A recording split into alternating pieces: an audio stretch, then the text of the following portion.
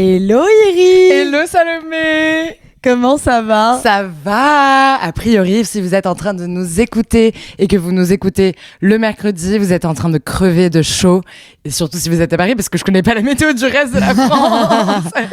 Il y a sûrement déjà eu aussi la cérémonie de clôture du festival de Cannes. J'espère que les robes étaient belles.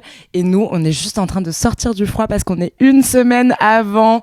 Welcome to la saison 2 de Fleabag, qui me fait encore plus rire que la saison 1. Bienvenue à tous et à toutes sur Populaire Club, le podcast qui parle des femmes les plus populaires au monde. Mais surtout cette semaine, bienvenue à vous les mascus, parce que vous êtes vraiment venus toucher notre cœur. Oui. On a eu beaucoup Merci. de commentaires de beaucoup d'entre vous.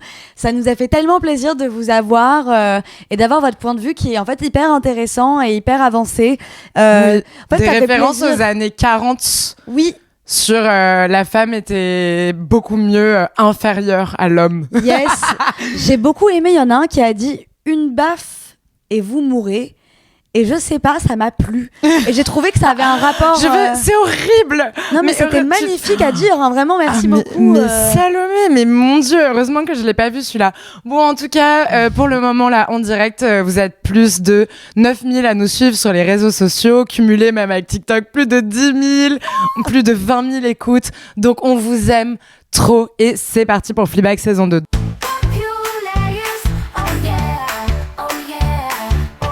Donc on retrouve Fleabag, le nez ensanglanté dans les toilettes d'un restaurant. Un homme lui demande si elle a besoin d'aide, elle lui dit non parce que c'est comme ça. Fleabag, elle rembarre les mecs, que ça leur plaise ou non.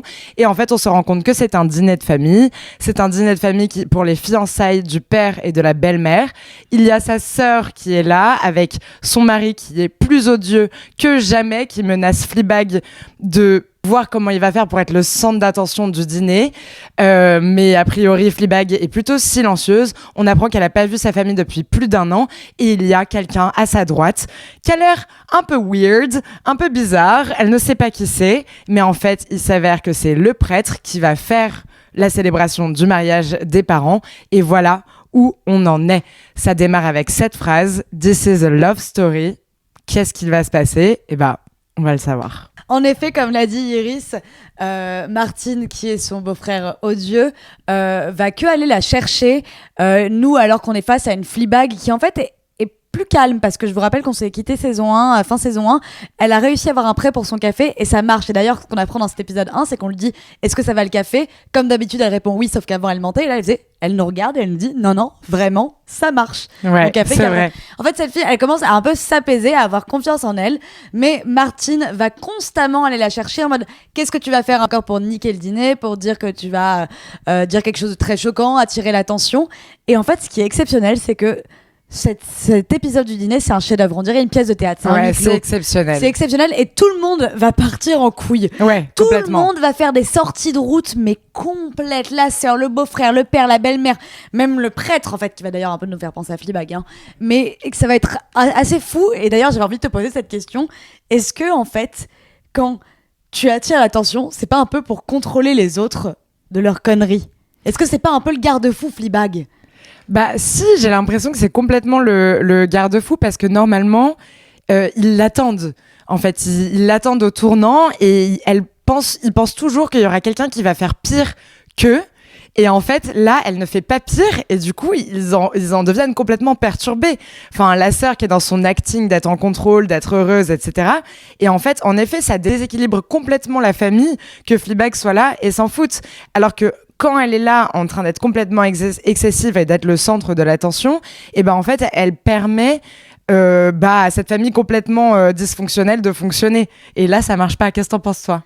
Bah ouais, en fait, c'est hyper drôle parce que ils l'attendent tellement que ils partent complètement en couille. Et en fait, je pense qu'il y a un truc où ils sont habitués à une dynamique avec elle qui fait n'importe quoi. Et il y a un truc aussi où elle a une conversation avec son père à un moment quand elle sort fumer une cigarette et son père ne comprend tellement pas en fait pourquoi elle s'est calmée, pourquoi elle est normale, que tout ce qu'il trouve à lui offrir pour son anniversaire, par ailleurs il a oublié son anniversaire, le père n'a pas changé, hein, il fait un discours au début qui est horrible, etc. Tout ce qu'il trouve à lui offrir pour son anniversaire, c'est un chèque cadeau pour une séance de psy gratuite. Et il lui dit, je te comprends pas, normalement tu es folle. Et donc en fait, il pense que parce qu'elle va bien potentiellement. On apprend qu'elle s'est sevrée aussi de son addiction aux hommes, au désir, etc. Parce qu'elle va bien, il ne comprend pas. Il lui pose la question, tu n'es plus folle, qu'est-ce que t'as? Et là, elle lui répond, mais c'est juste que ça ne compte plus. It doesn't matter. Et en fait, je pense que c'est Fleabag qu'on avait dit dans l'épisode précédent qu'elle était assez infantile, assez enfant, toujours en besoin d'attention de sa famille, comme un petit enfant en fait qui a besoin de se faire remarquer. Et elle a enfin pris son indépendance et cette fois-ci, elle a plus besoin de faire de bruit, elle sait plus quoi faire. Et sa sœur, par ailleurs, ça lui fait péter un câble. Elle lui dit, mais parle. Ouais.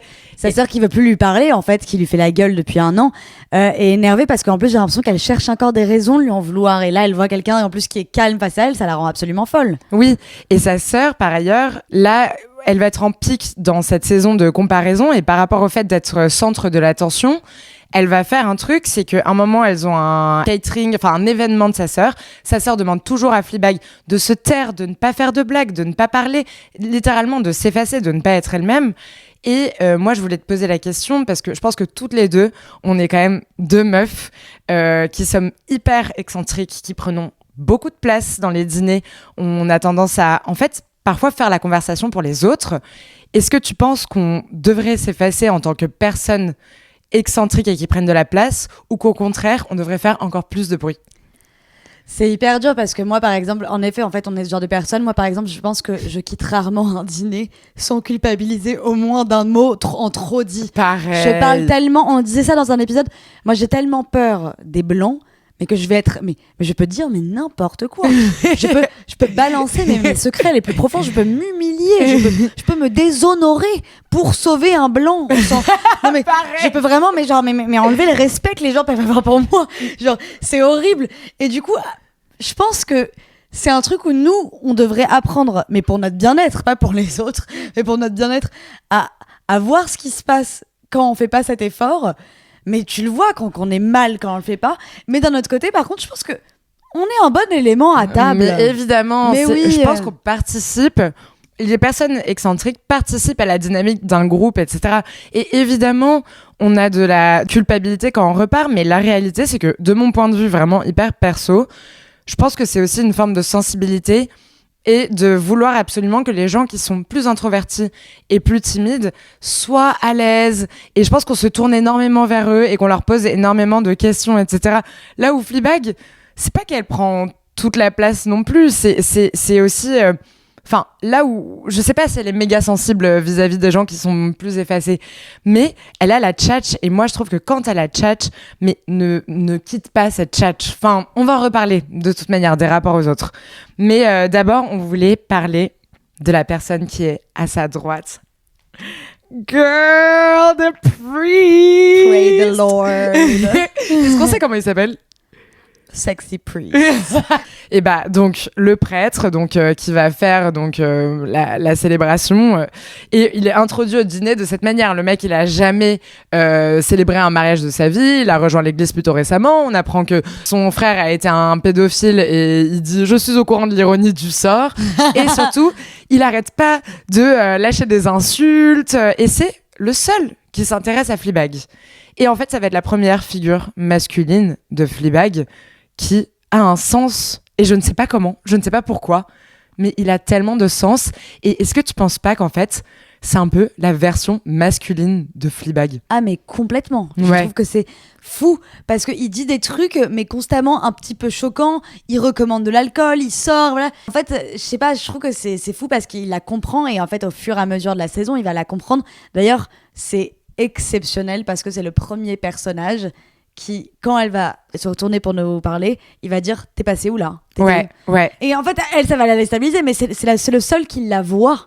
En fait. Même la psy, elle a rendez-vous donc avec la psy grâce au chèque de son père, et même la psy en fait quand elle se met à parler à donc ses amis imaginaires, parce qu'elle a pas d'amis, elle dit qu'en fait ses amis c'est nous à qui elle parle quand elle brise le 4e mur, et même la psy qui est censée quand même lire dans une personne ne les voit pas. Ouais, il y a que lui qui la voit, et c'est pour ça que c'est une histoire d'amour qui me plaît tellement, c'est ils sont vraiment trouvés, c'est vraiment évident quoi.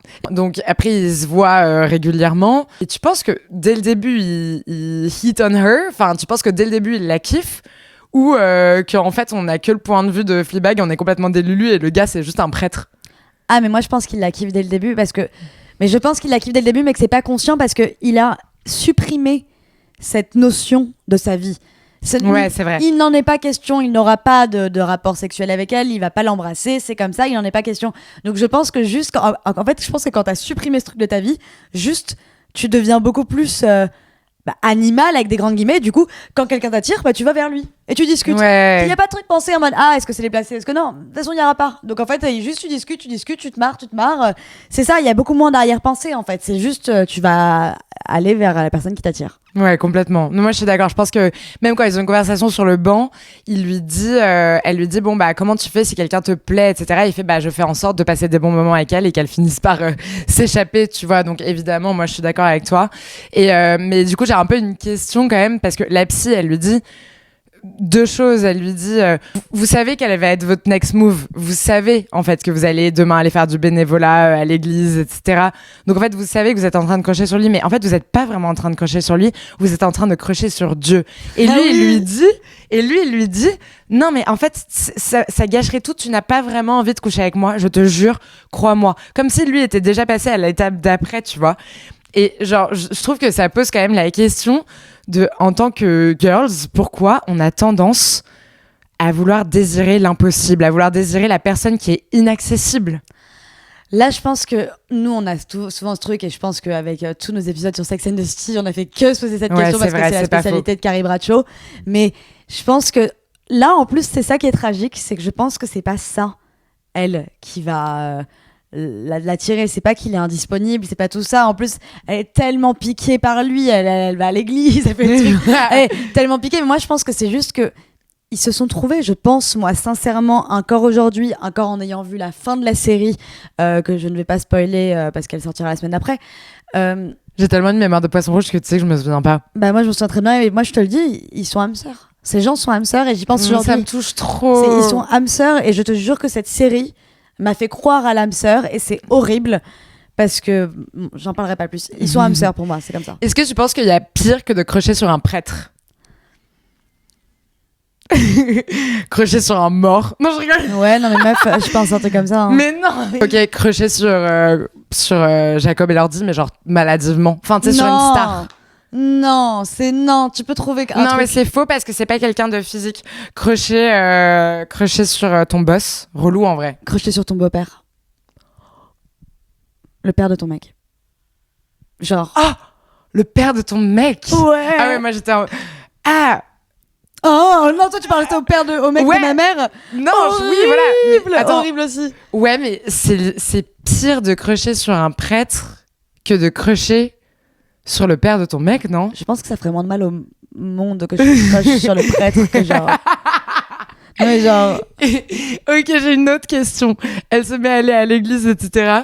Quel comportement tu as déjà changé de ta vie pour plaire à ton date? Ou à ton crush. And welcome. Genre, je pense que beaucoup de mes amis sont au courant et tu es au courant, Iris. La première année avec mon mec, j'ai organisé des festivals de musique électronique. Je déteste ça. Et il m'a fallu du temps pour le dire. Je déteste ce bruit à répétition dans mes oreilles. Je trouve ça très désagréable. Nous sommes dans une pièce tous serrés. C'est très, très, très anxiogène. Je suis agoraphobe. J'ai organisé des festivals à plus de 1000 personnes. C'est parce que mon mec vrai. était DJ et adore la musique électronique. Je déteste ça. Oh my god. Et toi? Meuf, j'ai littéralement fait une reconversion de l'immobilier à la musique. Je suis tellement une éponge. Je suis genre SpongeBob. Genre, mon ex bossait dans la musique. Voilà, je l'avoue. Ça se trouve, elle le verra. Je pense que c'est son rêve que je l'avoue. Oui, j'avais une petite affinité de base. Mais non, clairement, genre, j'ai tellement fantasmé sur elle que je me suis reconvertie. Et je suis très heureuse maintenant. J'ai très bien fait de le faire. Vraiment, genre, là, récemment, j'avais un crush sur une meuf qui fait du football. Bah, meuf, littéralement, je me suis mise à regarder Canal Plus Football. Meuf, je comprends tellement. Au final, c'est pas grave, I moved on. Mais là, j'ai un autre crush sur une autre meuf qui écoute de la musique méga alternative. Et genre, j'ai fait des playlists toute la journée. Oh genre. mon Dieu. Mais même, je te comprends tellement. Je n'en peux plus, genre. Je te comprends J'ai trop. pas de personnalité. Genre. Non, c'est archi normal. Par exemple, moi, mon mec, il est scientifique. Et genre, j'ai grave envie de montrer les affinités avec les maths, tu vois. Mais le problème, c'est que Plus genre... compliqué. Je suis genre vraiment genre une grosse quiche, tu vois. Mais tu sais quoi, moi je pense que c'est aussi logique. Je pense que l'amour t'emmène vers des chemins. Je pense que t'es attiré par une personne parce qu'elle reflète un rêve un peu caché en toi aussi. Mais bien sûr, moi je suis hyper attirée par des gens que j'admire. Oui, complètement. Des et c'est trucs, une bonne chose. Oui, et c'est une très bonne chose.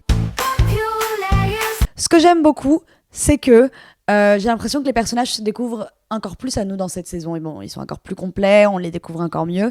Par exemple, Claire, au dîner, on va voir qu'elle va avoir des chaussures à pois, un peu funky. Ah oui, au café, oui. Ouais, Claire a un peu envie de sortir, là. Il y a un peu, Claire a un peu envie de sortir de ses gonds. On sent qu'il y a un truc qui va se passer. D'ailleurs, bon, tu vois beaucoup plus la tâche de naissance de Fleabag que tu voyais pas dans la saison 1. Tu la voyais pas tant que ça. Oui, c'est vrai, c'est vrai. Et du coup, moi, je me demandais, bon, surtout pour parler de Claire avec ses vêtements, est-ce que toi aussi, ça t'est déjà arrivé de mettre le vêtement avant de prendre l'attitude pour essayer de changer de comportement?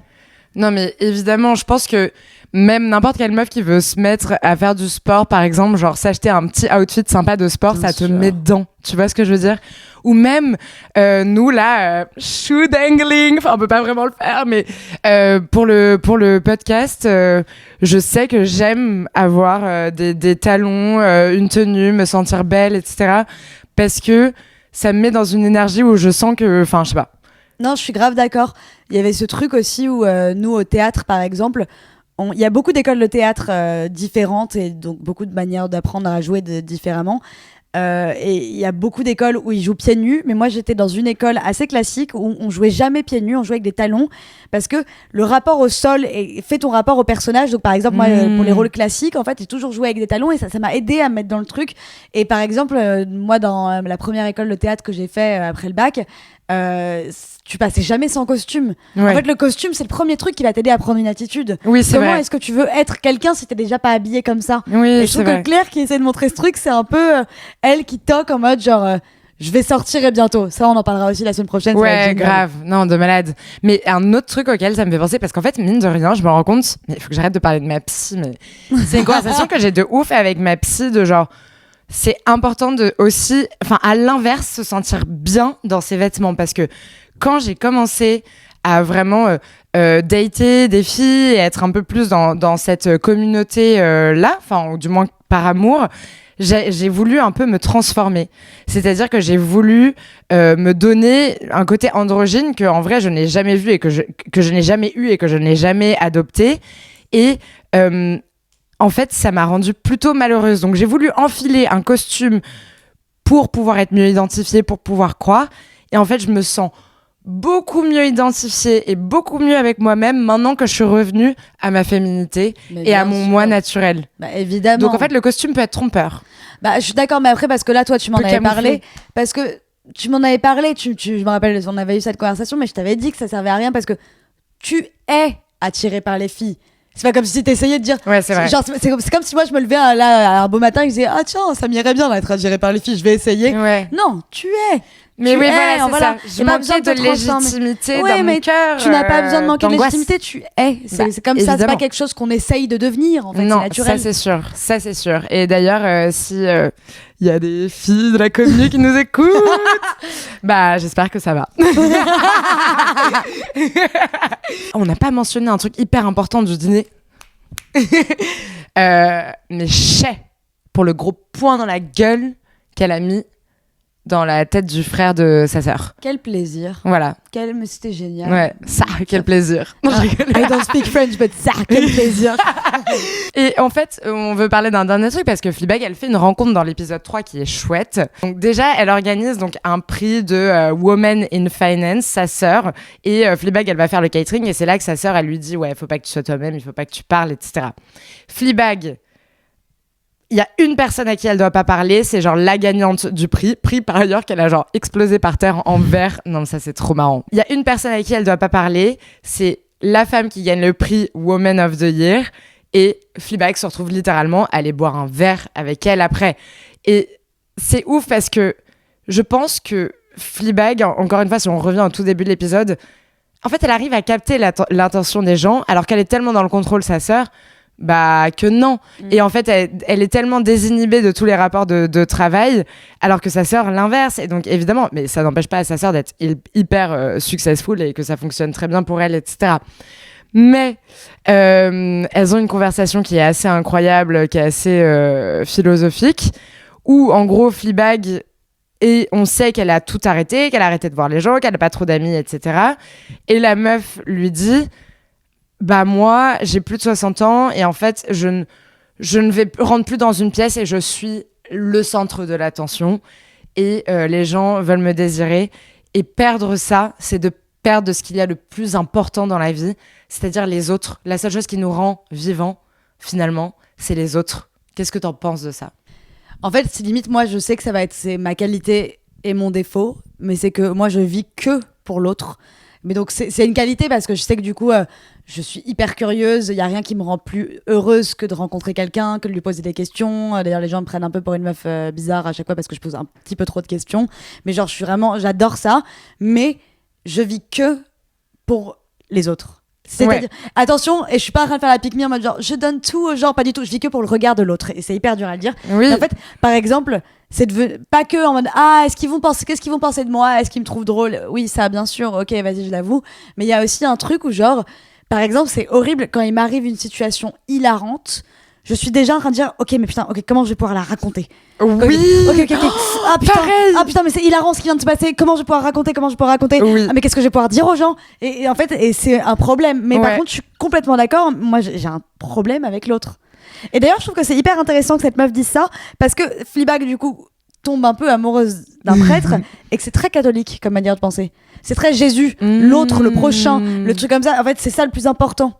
C'est entre toi et le monde, choisis le monde. Ces trucs, c'est hyper catholique en fait, je trouve, comme de pensée. Du coup, je trouve que c'est un petit clin d'œil. Oui, c'est vrai, ouais, c'est possible, je l'avais pas vu comme ça. Non, mais je pense tout comme toi. Salomé, on serait pas en train de faire un podcast avec l'envie que notre voix soit entendue par des milliers de personnes si on n'était pas intéressé par le fait d'être entendu. Par contre, je pense qu'il y a des dangers à ça. Je pense qu'il faut savoir. En fait, je pense que ça peut complètement perturber l'équilibre intérieur. Je pense que ça peut faire en sorte que la vie devienne un peu une pièce de théâtre et en fait tu perds de ce que tu aimes pour toi et des choix que tu veux faire pour toi. Enfin, moi c'est genre littéralement un travail de longue haleine, tu vois. Mais je pense que par contre c'est vrai ce qu'elle dit quand elle lui dit qu'il faut profiter de ces moments-là parce que la créativité, la rencontre t'amène l'opportunité. C'est-à-dire que ce matin, j'étais à la salle de sport, je sors, je vois une copine, je bois un café avec elle, elle nous parle un projet super qu'on pourrait faire avec Salomé et s'ouvrir aux autres, faire des rencontres, mais ça permet de tellement avancer en fait, plus vite. Et je pense que les timides y ratent en fait. Non, je déconne.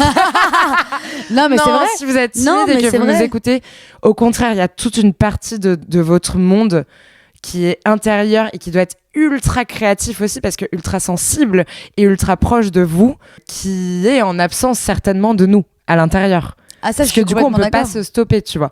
Il faudrait faire des fusions, meuf. Je suis d'accord, mais après, moi, je pense que c'est toujours une bonne idée de se tourner vers l'autre et de s'ouvrir à l'autre et que la richesse de la vie, moi, je suis vraiment persuadée que c'est là-dedans. Et que même, par exemple, quand t'es en hésitation professionnelle et tout, tu peux en fait prendre un café avec quelqu'un. Moi, c'est un truc qui m'a terrifiée pendant longtemps, surtout quand t'as rien à demander de précis. Ouais, c'est vrai. Mais en fait, c'est là que ça va se trouver.